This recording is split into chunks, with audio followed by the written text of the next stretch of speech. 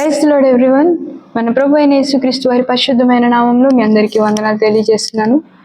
ఈరోజు ప్రత్యేకంగా యవనస్తుల గురించి మనం కొన్ని విషయాలు తెలుసుకుందాం.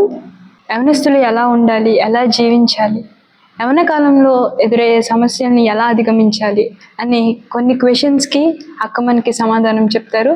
So let's start. అక్క, యవన కాలంలో చాలామంది ఎదుర్కొనే సమస్య ఏంటంటే స్టాండర్డ్గా ఉండలేకపోతున్నారు. ఇప్పుడు ఒక పని చేయాలి అనుకుంటే దేవుని కోసం, ఒక పాపాన్ని విడిచిపెట్టాలి అనుకుంటే వారు దాని నుంచి బయటపడలేకపోతున్నారు. ఎందుకు అంటే దాని నుంచి బయటపడాలంటే ఎలా? చెల్లి, ఇప్పుడు యవన కాల సమయంలో పడిపోతున్నాం అంటే దేవుడు చెప్పిన మాట ఏంటంటే, యవనస్తులారా మీరు బలవంతులు అనే మాటను మనం చూస్తూ ఉన్నాం బైబిల్లో. సో బలవంతులం అనే విషయానికి వచ్చేసరికి మనం అన్ని పరిస్థితుల్లో మనం బలంగా ఉంటాం. ఏ వర్క్ చేయాలన్నా చాలా బలంగా ఉంటాం, స్ట్రాంగ్గా ఉంటాం. వచ్చిన ఆలోచన కూడా చాలా త్వరగా నిర్వర్తించడానికి కూడా ప్రయత్నిస్తూ ఉంటాం. కాబట్టి ఆ వాక్యం మన యొక్క జీవితంలో దేవుడు చెప్పిన మాటను మనం ఆ యొక్క మాట నెరవేరుతుంది. ఎందుకంటే మనం చాలా స్ట్రాంగ్గా ఉంటాం. యంగ్ ఏజ్ని బేస్ చేసుకొని ఇంకా మిగతా ఆ యొక్క ఏజ్ని కూడా మనం బేస్ చేసుకొని చూస్తూ ఉంటే మనం చాలా స్ట్రాంగ్గా ఉంటాం. సో అలాంటి టైంలో లోకాశలో పడిపోతూ ఉంటాం. లోకాశలో చాలా అడిక్ట్ అయిపోతూ ఉంటాం. చాలా ఇష్టమైనవి చూసి ఇష్టపడేవి చాలా ఉంటాయి. కాబట్టి ఇలాంటి పరిస్థితుల్లో మనం స్టాండర్డ్గా ఎందుకు ఉండలేమంటే, ఏది మంచిదో అది మనము ఇష్టపడము, యంగేజ్లో ఇష్టపడలేకుండా ఉంటాము. కాబట్టి అలాంటి పరిస్థితుల్లో ఈ లోకానుసారంగా ఉన్నవి దేవునికి దగ్గరగా మనం చేయకుండా చేస్తూ ఉంటాయి. పరిశుద్ధ గ్రంథంలో ఒక మాట ఉంది ఏంటంటే, యోహాను సువార్తలో లోకము దేవుణ్ణి చూడదు, లోకము దేవుని ఎరుగదు, లోకము దేవుణ్ణి పొందనేరదు అనే మాట మనం చూస్తూ ఉంటాం. కాబట్టి ఆ యొక్క వాక్యాన్ని మనం సరిగ్గా పరిశీలన చేస్తే లోకము దేవుణ్ణి చూడదు అనే మాటను మనం చూస్తూ ఉన్నాం. కాబట్టి మనల్ని దేవుణ్ణి ఎరగకుండా చేస్తుంది. ఈ లోకంలో మ్యాక్సిమం దేవునికి అయిష్టమైన కార్యాలు ఎక్కువగా జరుగుతూ ఉన్నాయి. కాబట్టి ఆ లోకము దేవుని చూడదు, మనల్ని మన యొక్క చూపు దేవుని వైపు చూడకుండా చేస్తుంది. అండ్ సెకండ్, దేవుణ్ణి ఎరగకుండా చేస్తుంది, దేవుణ్ణి పొందనేరకుండా చేస్తుంది. కాబట్టి మన చూపు, మన యొక్క ప్రవర్తన అన్నీ మనం బ్రతుకుతుంది లోకంలో. కాబట్టి ఈ యొక్క లోకాశల్లో మనం జీవించకుండా మరి దేవుని వైపు ఎందుకు చూడలేకపోతున్నామంటే లోకం యొక్క ఎఫెక్ట్. కాబట్టి మనలో ఎప్పుడైతే దేవుని మీద ప్రేమ, దేవునితో ఉన్న సాంగత్యం ఎప్పుడైతే తగ్గిపోతుందో ఆటోమేటిక్గా మనలో ఉన్న స్ట్రెంగ్త్ తగ్గిపోతూ ఉంటుంది. మనం లోకం కోసమే నిలబడతాం కానీ దేవుని కోసం మనం నిలబడలేం. కాబట్టి ఆ యొక్క శక్తి, దేవుని కోసం నిలబడే శక్తి మనకు కేవలం దేవుని నుండే వస్తుంది. కాబట్టి దేవుని నుండి ఆ శక్తి మనకు కావాలంటే దేవుని కోసం మనం నమ్మకంగా బ్రతకాలి. అప్పుడు మనం ఖచ్చితంగా మనం స్టాండర్డ్గా ఉంటాం. ఎంగేజ్లోకి వచ్చేసరికి చాలామందికి టాకింగ్ స్టైల్ అనేది మారిపోతూ ఉంటుంది. ఫ్రెండ్స్తో మాట్లాడేటప్పుడు కానీ, బాగా క్లోజ్గా ఉన్న వారితో అయినా సరే టాకింగ్ స్టైల్ అనేది మారిపోతూ ఉంటుంది. సో ఈ ఎంగేజ్లో ఎలా మాట్లాడాలి, ఎక్కువగా మాట్లాడే ఆ ప్రవర్తన నుంచి ఎలా బయటపడాలి? ఓకే, టాకింగ్ స్టైల్లో మనం చాలాసార్లు ఆ పరిస్థితులను బట్టి మాట్లాడుతూ ఉంటాం. డిప్రెషన్లో ఒకలాగా, కోపంలో ఒకలాగా, హ్యాపీ మూమెంట్లో ఒకలాగా, సాడ్ మూమెంట్లో ఒకలాగా, ఇలా మైండ్ ఏ పరిస్థితిలో ఉంటే ఆ పరిస్థితిలో ఉన్నప్పుడు ఆ టాకింగ్ స్టైల్ అనేది మారిపోతూ ఉంటుంది. ఎంజాయ్మెంట్లో ఉన్నప్పుడు, ఎంటర్టైన్మెంట్లో ఉన్నప్పుడు కొంచెం ఎగతాళిగా మాట్లాడుతూ ఉంటాం, ఇంకా ర్యాష్గా మాట్లాడుతూ ఉంటాం.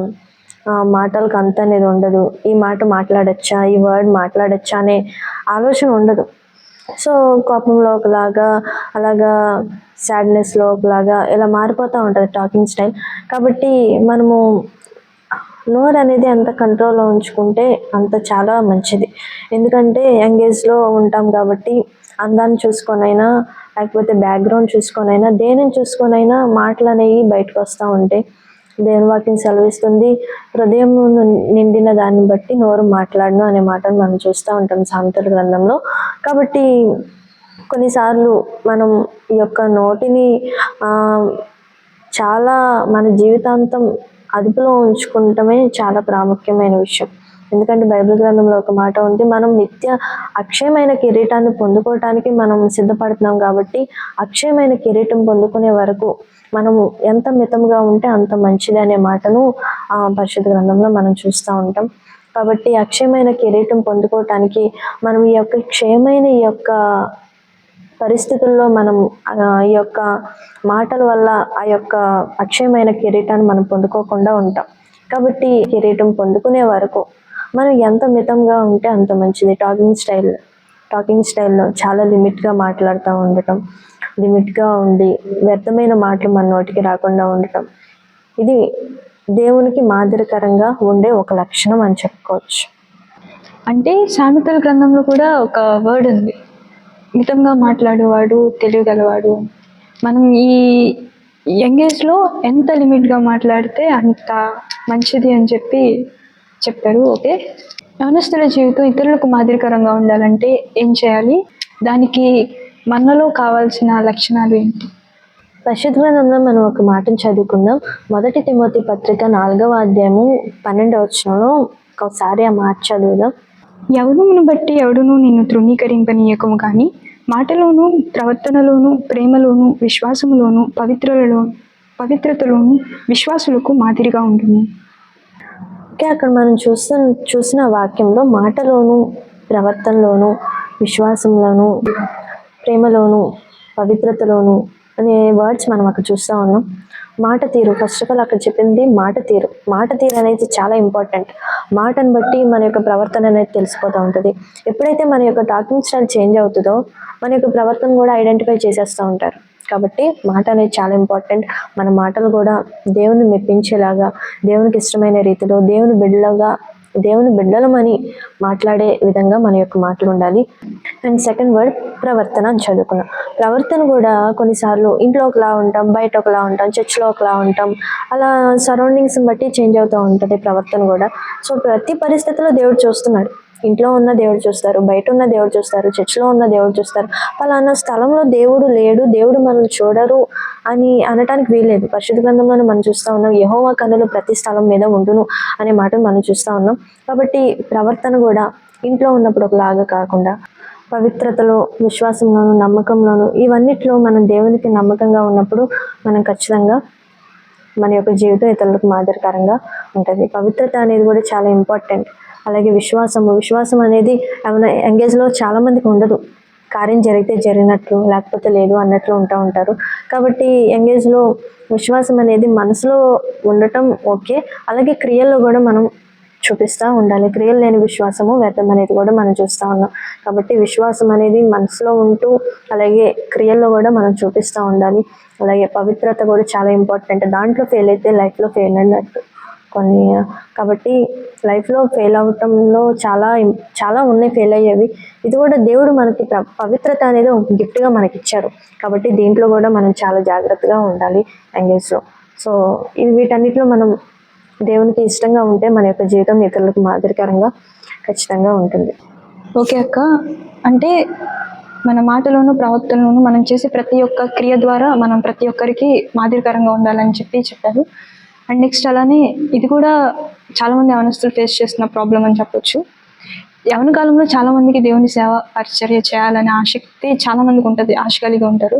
కానీ బయట ప్రజలు మాట్లాడే విధానం చూస్తే అవమానాలు, నిందలు, కొన్నిసార్లు మనం చేయని నేరాలు కూడా మనం మీద వేస్తూ ఉంటారు. బయట ప్రజలు మాట్లాడే విధానం చూస్తే అంటే కొన్నిసార్లు అనిపిస్తూ ఉంటుంది అవన్నీ పట్టించుకోకూడదని చెప్పి. అయినా సరే కొన్ని మాటలు మనసుకు తగిలి దేవుని పరిచర్య చేయలేని పరిస్థితులకు వస్తూ ఉంటుంది. అలాంటి అవమానాలని, నిందల్ని ఎలా అధిగమించాలి, దాని నుంచి ఎలా బయటపడాలి? సో ఎంగేజ్లో దేవుని యొక్క సేవ చేయాలి అనే ఆలోచన చాలా రేర్, చాలా తక్కువ మందికి వస్తూ ఉంటుంది. కాబట్టి ఎంగేజ్లో ఆలోచన రావటం చాలా గొప్ప విషయం. ఎంగేజ్లో ఉన్న ఈ యొక్క పరిస్థితుల్లో మనం చూసుకుంటూ ఉంటుంటే ఆలోచన రాదు, లోకంలో బ్రతకాలనే ఆలోచన ఎక్కువగా ఉంటుంది. ఆలోచన వచ్చి కూడా చాలామంది చిచ్చుటిపోటు మాటల వల్ల నలిగిపోతూ ఉంటారు. సో అలాంటి పరిస్థితుల్లో నేనైతే ఎక్కువగా గుర్తుంచుకునే వాక్యం ఏంటంటే, నశించుచున్న వారికి దేవుని వాక్యము వెరితనం అనే మాటను మనం చూస్తూ ఉంటాం. నిజంగా కొన్నిసార్లు చాలా అవమానిస్తూ ఉంటారు, నిందిస్తూ ఉంటారు, కృంగదీస్తూ ఉంటారు. సో కృంగదీసే వారు ఎక్కువ కానీ మనల్ని ఎంకరేజ్ చేసే వాళ్ళు చాలా తక్కువగా ఉంటారు. కాబట్టి యంగేజ్లో ఉన్నప్పుడు మనం దేవుని బలాన్ని ఎక్కువగా పొందుకోవాలి. దేవుని బలంతో వచ్చే మాటలు మనం కృంగపరుస్తూ ఉండాలి. దేవుని యొక్క శక్తి మనలో ఉంచుకొని ఆ మాటలకు బాధపడే విధంగా మనం ఉండకూడదు. ఆ బాధ పడకుండా ఉండాలంటే, ఆ యొక్క బాధ మనసులోకి రాకుండా ఉండాలంటే, ఆ వస్తున్న సూటిపోటి మాటలు వల్ల హృదయం బాధపడకుండా ఉండాలంటే మనం దేవునికి ఎంత ప్రార్థిస్తామో అంత దేవుని శక్తిని, ఆత్మను మనం పొందుకుంటాం. ఆ యొక్క పొందుకున్న ఆత్మను బట్టి మనము వాటిని అధిగమించగలం. నెక్స్ట్ క్వశ్చన్, చాలామంది యవనస్తులు ఇలానే దేవుని దగ్గరికి రావాలి, మరలా దేవుళ్ళు లైఫ్ని కంటిన్యూ చేయాలి అని చెప్పి అనుకుంటూ ఉంటారు. కానీ కొన్ని పాపముల వలన వారు దేవుని దగ్గరికి రాలేరు. అలాంటి సమయంలో పాపంతో, అలానే మనసులో ఉన్న పోరాటాన్ని, మనసులో పరిశుద్ధతకి పాపానికి పోరాటం జరుగుతున్నట్లు చాలామంది కనిపిస్తూ ఉంటుంది. అలాంటి టైంలో మనసుతో ఎలా పోరాటం చేయాలి, పాపాన్ని ఎలా అధిగమించాలి? పాపంతో ఎలా పోరాడాలి అనే క్వశ్చన్ చెల్లి నువ్వు అడిగావు. సో పాపంతో పోరాటం చాలా కష్టంగానే ఉంటుంది. చాలామంది అన్ఎక్స్పెక్టెడ్గా పడిపోతూ ఉంటారు, తెలియకుండా పడిపోతూ ఉంటారు. ఓకే, అక్కడ వరకు తెలియకుండా పడిపోతారు కాబట్టి మరలా ఆ యొక్క పరిస్థితి నుంచి మనం బ్యాక్ రాలేం కాబట్టి దాన్ని ఎలా అధిగమించగలమో అనే ఆలోచనే ఉంటుంది. కానీ మళ్ళీ దాని నుంచి మళ్ళీ పోయిన టైం అనేది మనకు రాదు. కాబట్టి యంగేజ్లో మనము పడిపోయిన ఆ పాపం నుంచి ఎలా బయటకు వస్తామంటే, పరిశుద్ధ గ్రంథంలో నేను బైబిల్ చదువుతూ ఉన్నప్పుడు హెబ్రీ పత్రికలో నాకు ఒక మాట కనపడింది. చదువుతూ ఉన్నప్పుడు హెబ్రీ పత్రిక 12వ అధ్యాయము 4వ వచనంలో ఒక మాట ఉంటుంది. ఏంటంటే, పాపంతో మీరు రక్తం కారినంతగా ఇంకా ఎదిరింపలేదు అనే మాటను నేను అక్కడ చూస్తూ ఉంటాను. నిజంగా కదా, ఈ రోజుల్లో పాపంతో చాలామంది పోరాడలేకపోతున్నారు. అంటే రక్తం కారునంతగా అంటే అక్కడ ఏదో జరిగిపోతుందని కాదు దానికి మీనింగ్ ఆత్మీయంగా మనం కష్టపడాలి. పాపంతో పోరాడటానికి కష్టపడలేకపోతున్నారు చాలామంది, దాని నుంచి బయటపడలేకపోతున్నారు. ఆ యొక్క డిప్రెషన్లో నుంచి, ఆ యొక్క పాపపు ఆలోచన నుంచి బయటకు రాలేకపోతున్నారు. కాబట్టి పాపంతో మనం కష్టపడాలి. ఎప్పుడైతే మనం దాన్ని కష్టపడతామో, చాలామంది ఈజీగా సిల్లిగా పడిపోతూ ఉంటారు. హవ్వ ఒక రమ్యమైన పండుగ ఎలా పడిపోయిందో యవనస్తులు కూడా ఆ విధంగా పడిపోతూ ఉంటారు. అట్రాక్ట్ చేసేస్తూ ఉంటుంది, ప్రతి ఒక్కటి అట్రాక్ట్ చేసేస్తూ ఉంటుంది. కాబట్టి మనల్ని పాపంలో ఈజీగా పడేస్తూ ఉంటుంది. కాబట్టి మనం పాపంతో పోరాడటానికి రక్తం కారినంతగా దాన్ని ఎదిరించాలి. పాపంతో పోరాడటానికి కష్టపడిన రోజు మనం ఎప్పుడైతే దేవునికి ఇష్టమైనది చేస్తూ ఉంటామో ఆ యొక్క హ్యాపీనెస్ చాలా డిఫరెంట్గా ఉంటుంది. ఆ దేవుడిచ్చే సంతోషమే. ఎప్పుడైతే దేవుని కోసం మనం బ్రతుకుతూ ఉండి కూడా ఇంకా మనం పాపం చేస్తూ ఉంటామో, ఇంకా కొన్ని నిమిషాలకి, ఇంకా కొన్ని మినిట్స్కి చాలా దిగులు, చింత వచ్చేస్తూ ఉంటుంది. ఎందుకంటే నేను దేవుని ఆజ్ఞను అతిక్రమించేశాను అని ఈ క్షణం గురించి ఆలోచిస్తారు, కానీ నెక్స్ట్ వచ్చే క్షణం గురించే చాలామంది ఆలోచించరు. కాబట్టి నెక్స్ట్ ఉండే క్షణం గురించి ఆలోచించాలంటే, నెక్స్ట్ మనం హ్యాపీగా ఉండాలంటే, నెక్స్ట్ వచ్చే ఆ యొక్క క్షణంలో, ఆ యొక్క ఫ్యూచర్లో మనం హ్యాపీగా ఉండాలంటే ఇప్పటి నుంచే మనం కష్టపడుతూ పాపాన్ని ఎదిరిస్తూ ఉంటే మనం ఖచ్చితంగా దాన్ని ఎదిరించగలము. ప్రేయర్ అనేది చాలా ఇంపార్టెంట్. కాబట్టి ఈ యొక్క టైంలో ప్రార్థన అనేది చాలామందికి చేయబుద్ధి కాదు, కానీ చేయాలి. మనకి శక్తి కావాలంటే, పాపాన్ని ఎదిరించే శక్తి కావాలంటే దేవుని నుండి మాత్రమే వస్తుంది. దేవుని యొక్క పవర్ మనలో ఉంటే ఎలాంటి పాపాన్నైనా ఖచ్చితంగా మనం జయించగలము. చాలా స్ట్రాంగ్గా కూడా ఉంటాం. ఆ యొక్క పాపం ఇంకా మనకు రమ్యంగా కనపడదు. ఎప్పుడైతే దేవుని ఆత్మ మనలో లేకుండా ఒక నార్మల్ పర్సన్గా మనం ఉంటామో, ప్రతి ఒక్కటి మనకు అట్రాక్టివ్గా మనకు కనపడుతూ ఉంటుంది. కాబట్టి దేవుని యొక్క ఆత్మతో మనం నింపబడాలంటే, దేవునితో ఎప్పుడు మనం చక్కని సాంగత్యము మనం కలిగి ఉండాలి. దేవునితో మాట్లాడుతూ, దేవునికి ప్రార్థిస్తూ, ఈ యొక్క పరిశుద్ధ గ్రంథాన్ని మనం చదువుతూ ఉన్నప్పుడు మనం ఎప్పుడు స్టాండర్డ్గా మనము ఉంటాం. ఓకే అక్క, నెక్స్ట్ క్వశ్చన్.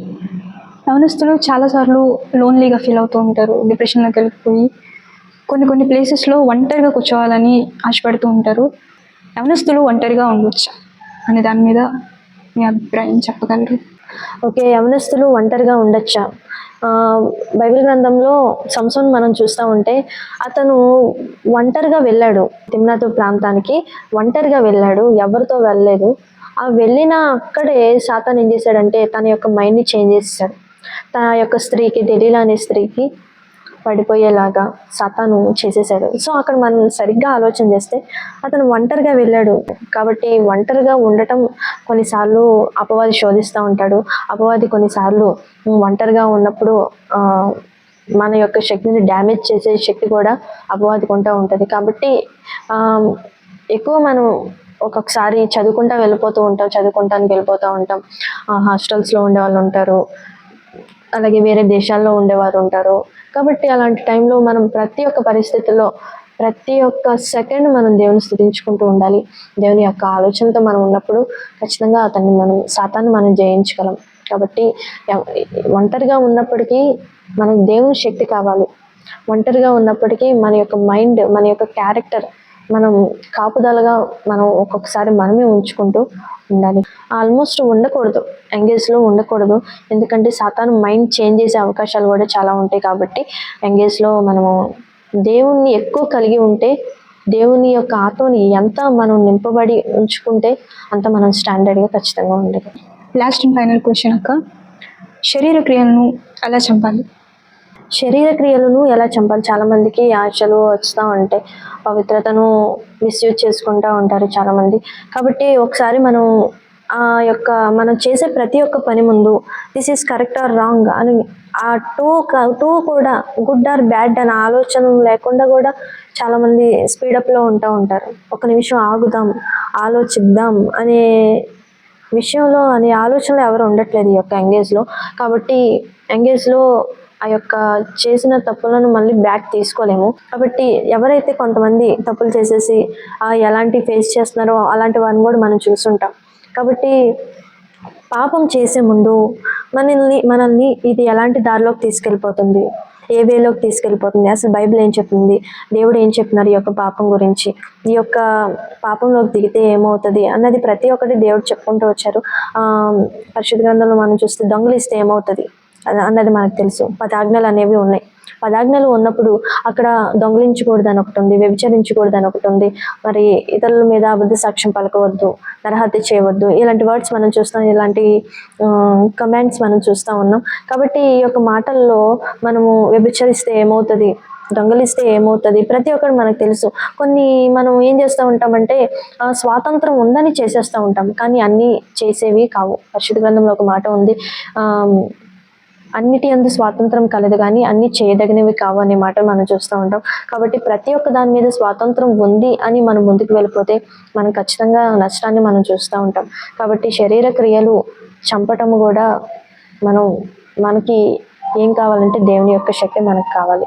కాబట్టి మనం ఇప్పటిదాకా తెలుసుకున్న ఈ యొక్క విషయాల్లో మనం ఎలాంటి ఈ యొక్క పరిస్థితుల్లో మనం ఉంటున్నామో ఒకసారి మనం చేసుకుందాం. కాబట్టి ఈ యొక్క ఎంగేజ్లో మనం స్ట్రాంగ్గా ఉండాలి అంటే మనం ఎప్పుడు బలంగా ఉండాలంటే దేవుని యొక్క శక్తి కావాలి. దేవుని శక్తి మనకు కావాలంటే దేవునితో టైం అనేది ఎక్కువ స్పెండ్ చేయాలి, దేవునితో ఎక్కువ మాట్లాడినప్పుడు మనకు దేవుడు ఆయన శక్తిని మనకి ఇస్తారు ఖచ్చితంగా. ఇంకా కొన్ని విషయాలు మళ్ళీ నెక్స్ట్ వీడియోలో మనం తెలుసుకుందాం. ఇలా ఇంకా ఎంతమంది నలిగిపోతున్నారో, ఇలా యవనస్తులు ఎంతమంది ఇలాంటి ఫేసెస్లో ఉన్నారో ప్రజెంట్ మనం చూస్తూ ఉంటుంటే లోకం మారిపోతూ ఉంది. లోకంలో ఎన్నో దేవునికి అయిష్టమైన కార్యాలు జరుగుతూ ఉన్నాయి. కాబట్టి భ్రష్టత్వం అనేది వచ్చేస్తూ ఉంది. దేవుని మీద నమ్మిక లేని స్థితిలోకి మనం వెళ్ళిపోతూ ఉన్నాం. కాబట్టి ఈ యొక్క సమయంలో మనం దేవుని మీద చాలా ఆధారపడి ఉండాలి. దేవుని యొక్క శక్తి మనకు ఎంతో కావాలి. కాబట్టి దేవుని యొక్క శక్తిని మనం పొందుకోవటం కోసం దేవునితో మనం ఎక్కువ సాంగత్యం చేద్దాం, దేవునితో ఎక్కువ టైం స్పెండ్ చేద్దాం.